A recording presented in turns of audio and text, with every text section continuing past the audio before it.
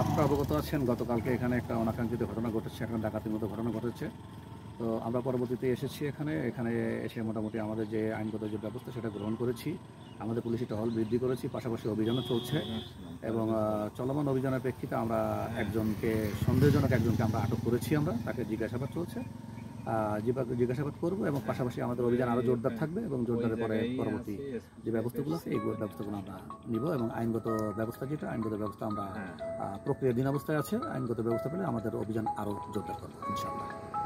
অনেকদিন ধরেই একটু নিরাপদ বোধ করছিলাম, আমরা রাত্রে আসতাম, কিন্তু ইদানিং যে অবস্থা শুরু হয়েছে আমরা তো সন্ধ্যার পরে আর আসতে পারবো না এই রাস্তায়। পেয়ারা বাগান, একটা ড্রাগন বাগান, ঠিক আছে। তো এখানে একটু ভরসা ছিল যে এখানে পুলিশ বক্স আছে, অন্তত আমার এই বাগানে অন্তত চুরি চামারি হবে না। এখন দেখছি আমার বাগানে চুরি তো দূরে থাক, এই রাস্তায় মানুষ ঠিকভাবে যেতেই পারতেছে না ভাই। 15 দিনের ব্যবধানে 2বার ডাকাতি হইলো, ঠিক আছে।